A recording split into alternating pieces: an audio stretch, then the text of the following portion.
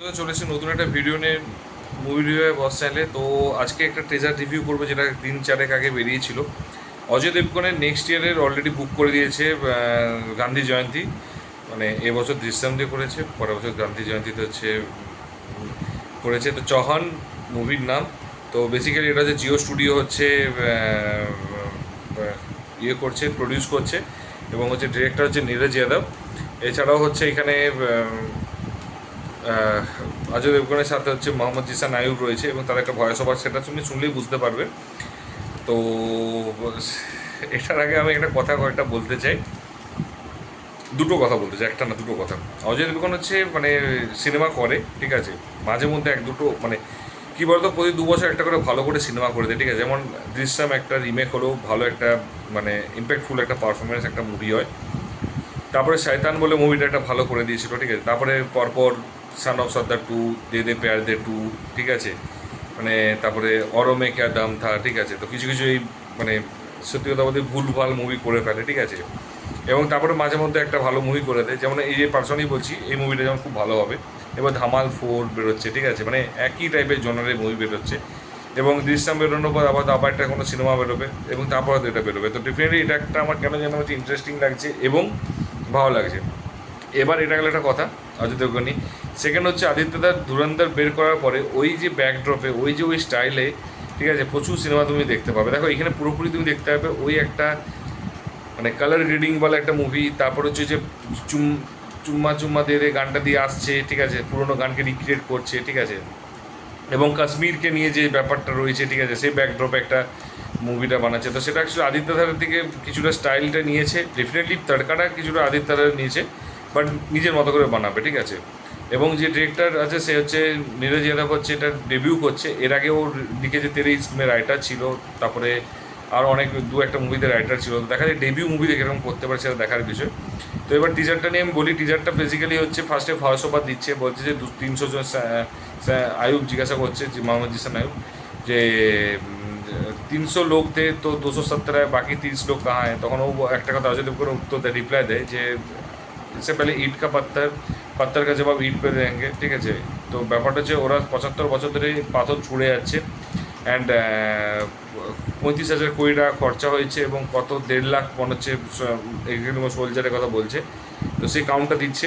তো এবারে ইট কা জবাব কাব দেঙ্গে, তো এবার আমরা দেবো, ঠিক আছে। তো তারপর যখন ওরা ঠিক বলছে ওই জুম্মার কথা তুলছে, তখন জুম্মার কথা থেকে আস্তে আস্তে একটা স্পিকার নিয়ে আসছে, চুম্মা চুম্মা গানটা হচ্ছে, গানটা মিউজিকটা বাজছে এবং গানটা শুরু হয়েছে।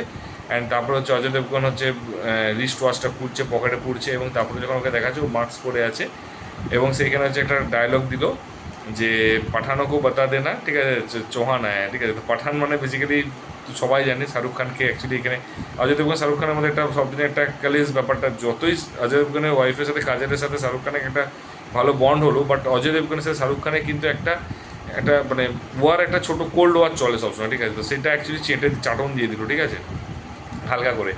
তো বেসিক্যালি হচ্ছে যে ওটা রয়েছে, তো দিয়ে তারপর টিচারটা শেষ করলো, এবং তারপর দিয়ে লেখা আছে যে দ্য ওজি অ্যাকশনসটা, ঠিক আছে, ওজি অ্যাকশনসটা দেখিয়েছে। তারপরে হচ্ছে সিনেমার নাম টাইটেলগুলো দেখিয়েছে। তো এবার হচ্ছে দেখো এর পজিটিভ দিক নেগেটিভ দিক দেখো। ফার্স্টেই বলবো পজিটিভ দিকটা কেন লেগে অনেক কিছু জিনিসই আছে যেগুলো ঠিক ওই বললাম না আরেকটা ধারে, যেগুলো যেগুলো পজিটিভ দিক রয়েছে, যে কালার গ্রেডিং সিনেমাটোগ্রাফিটা ওই এই টাইপের কিন্তু ভালো, কারণ এই টাইপের ওয়ার এই টাইপের মুভিতে কিন্তু এরকম টাইপের সিনেমাটোগ্রাফি কালার গ্রেডিং দেখা যায় না জেনারেলি, বাট এটা কিন্তু দেখিয়েছি, এটা ভালো লেগেছে। সেকেন্ডটা হচ্ছে আমার ভালো লেগেছে, এটা হচ্ছে ওই যে পুরোনো গান রিক্রিয়েট করে একটা তাড়কা নিয়ে এগোচ্ছে, সেটার অ্যাকচুয়ালি ইন্টারেস্টিং লাগছে, সেটাতে ভালো লাগছে, ঠিক আছে, সেটা একটা ভালো দিক রয়েছে। তো এটা একটা আমার পছন্দ হয়েছে, আমার পার্সোনালি পছন্দ হয়েছে সেকেন্ড পজিটিভ দিক। থার্ড পজিটিভ দিক আমার লেগেছে সিনেমাটার মধ্যে, টিজারটার মধ্যে, সেটা হচ্ছে যে অজয় দেবগনের লুকটা লেগেছে এবং খুব ভালো রয়েছে, ঠিক আছে। তো এটা আমার আমার হচ্ছে মানে পছন্দ হয়েছে পার্সোনালি বলছি। তো বিশাল যে এক্সট্রাঅর্ডিনারি, বাট পছন্দ হয়েছে। 4 নম্বর হচ্ছে নেম অ্যানাউন্সমেন্টটা খুব ভালো রকম টেকনিক্যালি খুব সুন্দর রয়েছে, ঠিক আছে। একটা আলাদা করে শ্যুট করেছে, ডেডিকেশন দিয়েছে, যেটা আমার খুব ভালো লেগেছে। অ্যান্ড যেটা ইন্টারেস্টিং, বেসিক্যালি ভালো লাগার থেকেও বড় কথা যেটা ইন্টারেস্টিং খুব, তো আমার খুব পছন্দ হয়েছে 4 নাম্বারটা। 5 নাম্বার পজিটিভ দিকটা হচ্ছে যে সেটা হচ্ছে যে কাশ্মীরের যে এই যে স্টোন থ্রো ব্যাপারটা, যে দেখো এর আগে সবাই এক একটা কোনো কেসে অন্য ব্যাপার নিয়ে ডিসকাশন হয়েছে, হিন্দু মুসলমান নিয়ে হয়েছে, কিন্তু কখনো হচ্ছে ওই জিনিসগুলো নিয়ে হয়নি এই জিনিসগুলো, তো এটা নিয়ে হচ্ছে এবার কতটা কী হয় সেটা হচ্ছে দেখার বিষয়, কী জিনিসটা ওরা ব্যাকড্রপটা বুঝিয়েছে বা স্টোরিটা কিছুটাই যে বুঝতে পারা যায়নি। তো দেখা যাক এটা কীভাবে ওরা মানে কোন স্টোরিটার উপরে বেস করে হয়, কোন মানে কী নিয়ে হয় সেটা হচ্ছে দেখার বিষয়। পুরোটাই অ্যাকচুয়ালি ওয়ান টাইপ অফ দেখো প্রেডিকশন আমি করতে পারছি না, তাই করবো প্রেডিকশান করতে পারলে ডেফিনেটলি প্রেডিকশান করে দিতে পারতাম। তো যাই হোক এটা গেল আমার মনে হলো। তো এবার নেগেটিভ দিকে আমি পার্সোনালি বলবো, নেগেটিভ দিকে আবারও বলছি, যদি দেখো আদিত্য ধরে ট্রুপগুলোকে ইউজ করেছে, যদি এটাকে ঠিকঠাক করে ইউটিলাইজ করতে পারে then that's a very good thing. যদি ঠিকঠাক করে ইউটিলাইজ না করতে পারে তাহলে কিন্তু এটা কিন্তু বাজে দিক একটা আসতে চলেছে, ঠিক আছে। ফার্স্ট আমার মনে হয়েছে এটা একটা সবচেয়ে বড় নেগেটিভ দিক হতে পারে। যদি হলে ভালো হবে, টপ মিডিয়াম বলে কিছু না, আইদার টপ হবে, ঠিকঠাক ইউটিলাইজ না করতে হলে ডাউনে চলে যাবে। তার কারণ আদিত্যের ট্রুপগুলো কিন্তু সেভাবে কিন্তু ইউজ করতে হবে।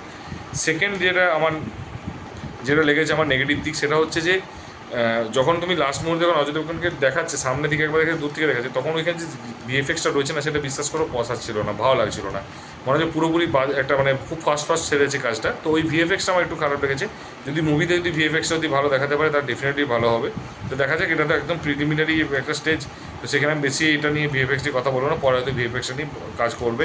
এবং এটা যদি সিনেমার হয়তো কোনো পার্ট সেরকমভাবে নাও হতে পারে, তো যদি পার্ট হয় তাও ভিএফএক্স নিয়ে আই থিঙ্ক অনেক সময় আছে, পরের বছর অক্টোবর মানে অনেকটা টাইম আছে ভিএফএক্স নিয়ে কাজ করতে হবে। তো যদি মেকার্সের কাছে পৌঁছে ভিডিওটা, তারা যদি বুঝতে পারে অন্তত এটুকু বলবো এটা নিয়ে একটু নোটিস করো, এটা নিয়ে টেক কেয়ার করো।